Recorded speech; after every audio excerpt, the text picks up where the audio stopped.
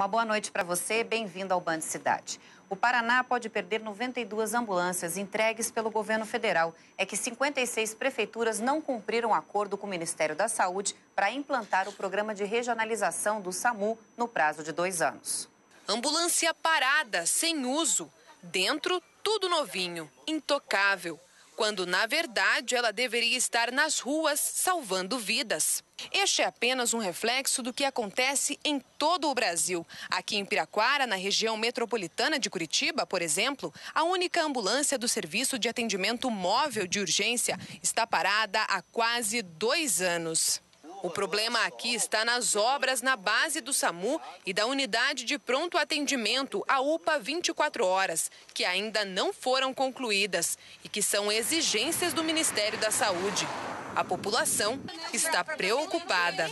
Eu acho um absurdo, não sabia disso. Estou sabendo agora por vocês. Então é caso da gente morrer porque não tem um carro às vezes disponível.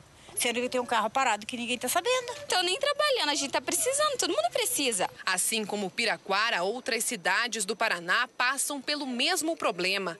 Por isso, o Ministério da Saúde pode, ainda neste semestre, recolher cerca de 70 ambulâncias dos municípios paranaenses, onde os veículos estão parados ou estão sendo usados de maneira irregular.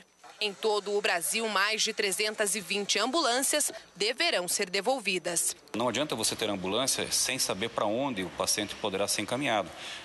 Apenas conseguir transportá-lo não resolve o problema efetivo. O ponto mais importante do SAMU é a Central de Regulação Médica de Urgência, que direciona os atendimentos no momento apropriado e usa a frota de ambulâncias para isso. Sem as ambulâncias, que são equipadas para funcionar como UTI móvel ou como unidades de suporte básico, o serviço de urgência e emergência pode não mais existir em muitas cidades do estado.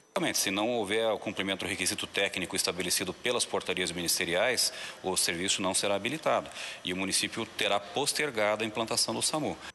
A Prefeitura de Piraquara informou que ainda não foi notificada do recolhimento das ambulâncias. Agora, a Secretaria de Estado da Saúde informou em nota que está negociando com o Ministério da Saúde para manter e remanejar as ambulâncias aqui mesmo, dentro do Paraná. Há muitos casos assim no interior do Paraná e veja a gravidade do assunto. Um setor essencial à saúde pode representar a perda de vidas e isso começa por um motivo bastante simples. No nosso sistema se elege muitas vezes aquele que é mais simpático, que é amigo de todo mundo, que tem um comércio. E o fato de ser simpático não significa ter competência, ter preparo. E uma das coisas mais caras, além da corrupção, é o despreparo. A pessoa despreparada na política sai caríssimo. E o que acontece no interior é isso. Por exemplo, por que não se consegue recurso? Porque o prefeito não é preparado, não sabe apresentar projetos. Então, ou ele não consegue novos recursos, ou ele perde aqueles que já tem. Veja a gravidade. Até a Controladoria Geral da União fez há um pouco mais de um ano um estudo e é impressionante. Os números que aparecem no Brasil são impressionantes. Por que essa perda gigante de assuntos tão importantes para a população, como é a segurança, é a saúde? Porque não há preparo. As pessoas são populares, se elegem, não foram preparadas, não há nenhum tipo de preparo para o administrador e aí paga a população pela omissão, pela incompetência. Um ônibus de Romeiros foi assaltado perto de Maringá, no noroeste do Paraná. Veja essa e outras notícias no Giro Policial.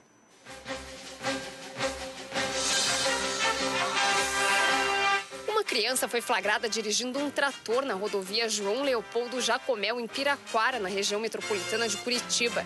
As imagens foram feitas pela equipe do Band Cidade. Além do menino que dirigia o trator e da garota que estava ao lado, havia ainda mais uma criança pequena de cerca de 3 anos de idade atrás.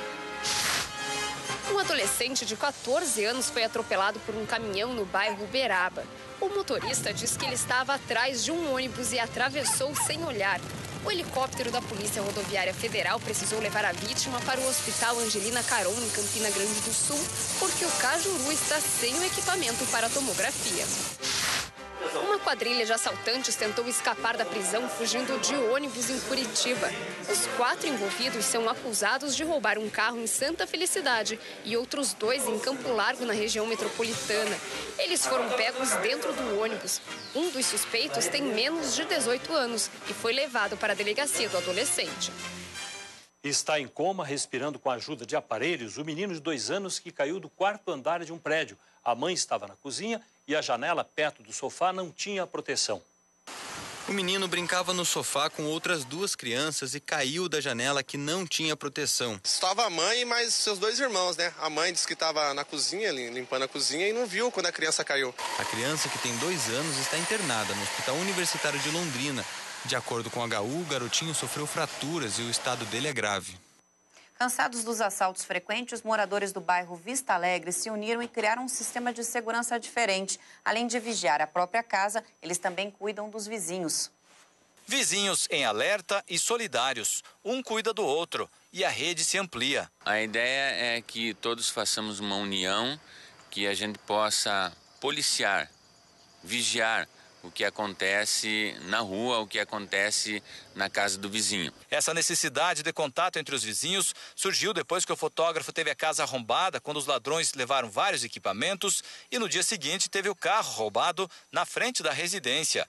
A ideia foi bem aceita. Trocar as informações, quando vai viajar, se vai estar em casa, fazer um sinal se é algo suspeito. Eu acredito que somente assim é que a gente vai conseguir ajudar um ou outro. Quase todos os moradores já foram vítimas de ladrões e quem ainda não foi, convive com o medo. Você fica neurótico, você fica duvidando de tudo. Um barulho estranho na rua, você já vai correndo para a janela para ver o que é. Já são 55 moradores dessa região da Vista Alegre das Mercês que participam desse programa comunitário Vizinhos Solidários. Um dos últimos casos que aconteceu aqui na região foi nesse sobrado. Os ladrões forçaram o portão com pés de cabra, estouraram a porta e estavam roubando quando o vizinho da frente chegou. Ele percebeu que não era o morador que estava em casa e chamou a polícia. Eu tenho que só agradecer ao vizinho nesse programa. Eles levaram assim, várias coisas, mas mais eletrônicos, coisas leves, assim, mas poderiam ter levado muito mais, né? O objetivo dos moradores é ampliar o sistema. Hoje os vizinhos são cadastrados e os telefones e e-mails ficam à disposição de todos os participantes. Qualquer situação suspeita, logo a rede toda fica sabendo. Essas ações de prevenção e de união da população para que a população colabore com a Polícia Militar para evitar que mais fatos aconteçam. O fato de alguém tentar entrar na tua casa e o cara saber que já tem gente de olho. Isso eu acho que, espero que ajude. Está aí um bom exemplo, outros bairros já fizeram isso. Se alguém entra na casa do vizinho, tem gente que pensa, o problema é do vizinho, mas se ele entra na casa do vizinho, amanhã pode entrar na sua casa. Então o que eles fazem? Se organizam, por exemplo, usam apitos, é um sistema, alguém vê alguma coisa diferente, apita, ou tem a relação grudada na geladeira, quem são os vizinhos e quais os telefones. Tem que acabar com essa história de que o curitibano não fala com o vizinho, até pela segurança que todos devemos ter, se ajudar, trocar e-mail, ter esse trabalho que é um trabalho em conjunto e dessa forma é uma maneira de assegurar, da nossa parte como cidadão, a gente assegurar um pouco mais de segurança. O governo vai até um certo ponto, até onde consegue, mas tem uma parte que cabe a gente que a gente deve realmente se organizar e começar a fazer. Uma empresa de ônibus de Curitiba atrasou os pagamentos mais uma vez e os motoristas e cobradores podem entrar em greve na sexta-feira. O problema é com a empresa CCD, a antiga Autoviação Cristo Rei. Cerca de 1.200 trabalhadores estão sem receber o pagamento de dezembro e a segunda parcela do 13º salário. No fim do ano, a categoria também ameaçou entrar em greve, porque as empresas queriam parcelar o 13º e terminar de pagar em fevereiro. Foi feito um acordo e a paralisação foi cancelada. Desta vez, a greve pode afetar parte do serviço de transporte coletivo em Curitiba e região metropolitana. Nós reunimos agora à noite com os funcionários da empresa para orientar as atitudes que o sindicato estaria tomando com relação a este não pagamento, o que os funcionários da empresa querem que o sindicato tome atitude. Foi aprovado que amanhã deva ter uma assembleia às 8 horas da noite, onde terá um maior número de funcionários para deliberar quais são as ações jurídicas e de movimento sindical que o sindicato estará tomando. Os donos de imóveis em Curitiba começaram nesta semana a receber os carnês do IPTU. O prazo para o pagamento à vista, com desconto de 5%, termina no dia 11 de fevereiro. Os 576 mil carnês já estão nos Correios e aos poucos começam a ser entregues. A previsão é de que até o final de janeiro todos já tenham chegado ao seu destino. Este ano, quem pagar o valor total até o dia 11 de fevereiro receberá 6% de desconto. Agora, quem não tem o dinheiro para pagar à vista pode optar pelo parcelamento, que é feito em até 10 vezes. A parcela mínima é de R$10. Então, todo valor acima de R$100, ele pode ser parcelado em até 10 vezes de fevereiro a novembro.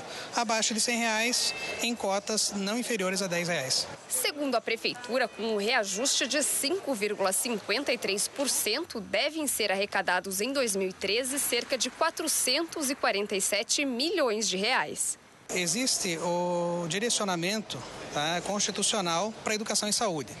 O que sobra desse valor, ele é aplicado na cidade como um todo. Então, todas as demais obras e serviços prestados à população são pagos com o dinheiro dos impostos. Os contribuintes que não receberem o carnê em casa devem procurar a Prefeitura para a retirada da segunda via, o que pode ser feito pela internet ou nos núcleos da Secretaria de Finanças nas ruas da Cidadania e na própria Prefeitura no horário de atendimento, que é das 8 da manhã às 5 horas da tarde.